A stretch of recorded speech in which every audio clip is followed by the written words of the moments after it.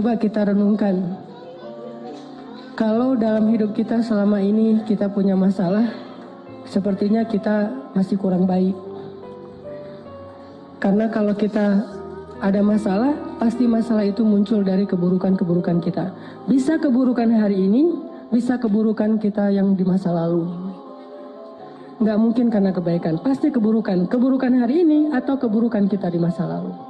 Tinggal kita mengevaluasi keburukan itu. List kesalahan kita yang harus kita perhatikan, bukan list kebaikan. Lalu kita coba renungkan, kayaknya saya masih kurang baik nih. Ayo tingkatkan lagi kebaikan kita. Hubungan dengan Allah perbaikin lagi. Datang ke rumah Allah seringin lagi. Terutama di prime time. Apa prime time-nya? Subuh. Itu waktu favorit tuh. Mengangkat kedua tangan lebih lama lagi, terutama di waktu yang Allah sendiri turun ke langit dunia. Udah gitu Allah bertanya, hal min dhi hajah, hal min taib, ada nggak hambaku yang butuh sesuatu biar aku kasih? Ya Allah butuh. Allah tahu kan butuhnya apa? Ya tahu kamu, kalau kamu pasti jodoh, nggak mungkin yang lain. Kok Allah tahu? Jomblo. Apa sih masalah jomblo yang paling utama selain itu kan? Kita mah boleh lapar, kita boleh lapar perut, kita boleh nggak jelas hidupnya, tapi hati harus terisi ya. Kalau itu udah ada, nggak makan juga nggak masalah. Yang penting siangnya makan, paginya doang ya enggak.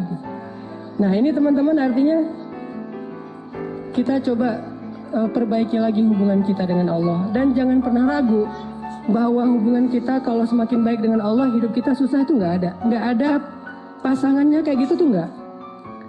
Makin baik hubungan kita dengan Allah, hidup kita makin mudah. Makanya ini sekedar inspirasi aja. Saya baru juga dapat sharing dari seorang teman tadi. Beliau cerita dulu sebelum hijrah di sebuah pekerjaan yang nggak halal. Beliau ngerasa hidup beliau penghasilannya tuh kayak lancar gitu, banyak untung besar segala macam. Tapi setelah beliau hijrah, beliau ngerasa sekarang kenapa kok penghasilan saya jadi kayak berkurang Ustadz. Jadi malah susah, finansial saya tuh bermasalah Ustadz. Saya tanya, dulu sebelum hijrah emang ada masalah apa? Masalahnya sih saya punya hutang 47 miliar. Makanya saya hijrah. Tapi setelah saya hijrah kok saya penghasilannya jadi susah Ustaz, nggak kayak dulu lancar. Saya balik tanya, memangnya dulu Bapak bagaimana disebut penghasilan lancar sementara utangnya 47 miliar?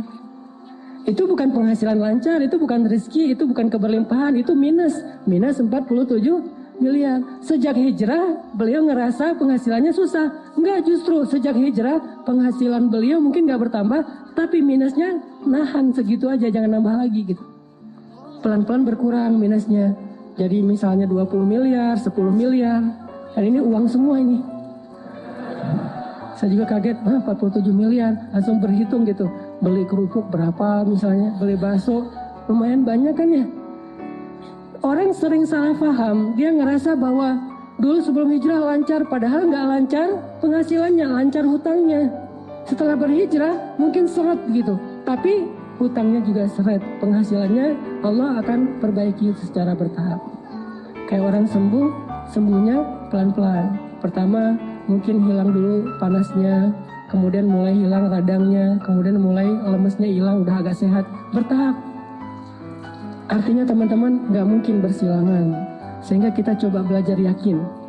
Wa may yattaqillah pasti yaj'al lahu makhraja. Jadi kalau kita berbuat baik, gak usah khawatir, kebaikan kita tuh gak bakalan sia-sia, gak bakalan. Berdoa gak bakalan sia-sia. Aduh, kayaknya sia-sia nih saya berdoa gak ada hasilnya, gak ada. Ini kayaknya rugi aja nih saya selalu berdoa ternyata gak ada perubahan. Gak mungkin, doa itu ibadah. Dan gak mungkin ibadah itu ngerugiin kita tuh gak mungkin. Terus mana hasilnya? Mungkin kita belum paham tentang fikih doa. Belum paham bukan tentang tata cara doanya, hikmah bagaimana cara Allah mengabulkan doa. Dikabulkan pasti, kalau nggak ada penghalang. Mungkin salah satu penghalang doa yang dikabulkan kan makanan yang tidak halal kan ya, salah satunya nih. atau silaturahim terputus. Kalau nggak ada penghalang, doa kita pasti dikabulkan Allah.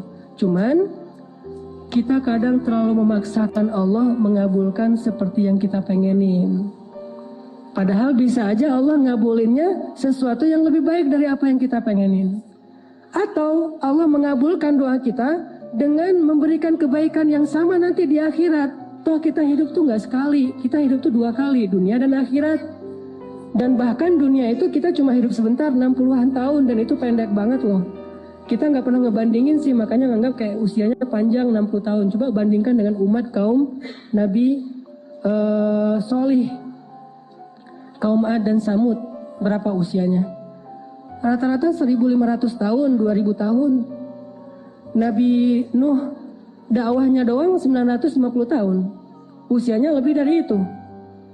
Sehingga dulu ada ibu-ibu ya, lagi nangis di atas kuburan anaknya. Anaknya meninggal ABG gitu. ABG meninggal, SMA juga belum lulus gitu, meninggal. Entah tabrakan, entah apa gitu. Meninggal, ibunya nangis di atas kuburan. Nah, kasihan kamu ya, meninggal muda, belum sempat menikmati hidup. Gitu-gitu deh, merintih, meratap. Lewat seorang ulama di zaman itu, umat Nabi Solih. Ibu, kenapa menangis? Ini anak saya meninggal muda, kasihan. Emang usia berapa dia meninggal? Masih ABG. Berapa? 300 tahun. 300 tahun ABG coba. Terus ulama ini bilang, wah ibu, bersyukurlah dikasih usia 300 tahun. Karena nanti akan muncul suatu generasi, suatu umat yang usianya hanya 60 tahun. Ibu ini kaget, hah manusia 60 tahun? Gak salah tuh. Kita 60 tahun tuh udah lama loh. Bagi mereka 60 tahun itu gak ada apa-apanya. Sampai ibu itu mengatakan, kalau saya cuma dikasih usia 60 tahun, bakalan saya pakai itu seumur hidup saya hanya dengan 1 kali sujud. Bayangin sujudnya aja 60 tahun. Kita sujud panjang dikit, gak bangun-bangun, ketiduran kan. Sholat imamnya baca agak panjang dikit, berdiri sebelah kaki. Aduh pegal sebelah gantian gitu. Kayak orang sholat tarawih agak panjang dikit kan mulai batuk pojok sana, bersin pojok sana. Wah ada aja. Tiba-tiba banyak sakitnya. Umat Nabi Solih ibadahnya sujudnya doang 60 tahun. Bahkan Allah menciptakan malaikat setiap hari khusus tugasnya untuk sujud pada Allah. Jadi diciptain langsung sujud dan tidak bangkit dari sujudnya sampai hari kiamat. Berapa jumlahnya? Sehari 70.000 malaikat. Setiap hari Allah menciptakan 70.000 malaikat yang tugasnya itu untuk sujud, memenuhi Baitul Ma'mur, memenuhi langit dunia. Sehingga Baitul Ma'mur itu kata Nabi sesek luar biasa. Saking seseknya, seandainya Baitul Ma'mur itu retak gara-gara dipenuhi malaikat, maka retakan dari Baitul Ma'mur itu akan jatuh ke atas Ka'bah tepat. Penuh dengan para malaikat. Bayangin sehari 70.000. Dan satu malaikat itu ukurannya lebih besar daripada bumi. Bumi di hadapan para malaikat kayak bola kayak bola pingpong kali. Jibril doang. Satu Jibril ketika menyampaikan wahyu kepada Rasulullah, itu kan Jibril dengan wujud aslinya tuh. Kemana Nabi ngelihat ke langit itu ada wajah Jibril. Di situ Jibril, semuanya dipenuhi oleh Jibril. Nabi lari, dipanggil sama Jibril, ya Muhammad, jangan lari, saya Jibril, kamu Rasulullah. Nabi takut karena gak kenal sama Jibril. Tiba-tiba di follow gitu kan sama Jibril. Wah ini siapa nih followersnya? Ngeri lagi followersnya, Jibril. Bayangin Allah menciptakan 70.000 malaikat yang tugasnya cuma untuk sujud. Jadi artinya kita hidup itu nggak cuma di dunia, kita hidup 2 kali, dunia dan akhirat. Dan adegan kehidupan akhirat yang kita tahu itu terlalu disingkat oleh kita. Padahal satu ayat itu kalau dibedah bisa sampai 100 bahkan 1000 tahun. Ada banyak sekali adegan-adegan di akhirat yang kita jarang memikirkannya. Dan adegan itu pasti akan kita lalui, kita jalani.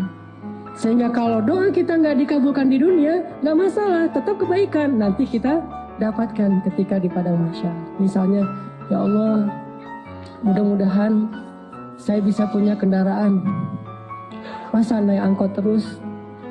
Masa jalan kaki terus? Pengen punya motor juga nggak apa-apa ya Allah. Makanya kalau minta jangan tanggung-tanggung. Mobil ya Allah. Atau nggak usah mobil roda 3 juga nggak masalah, demo ya.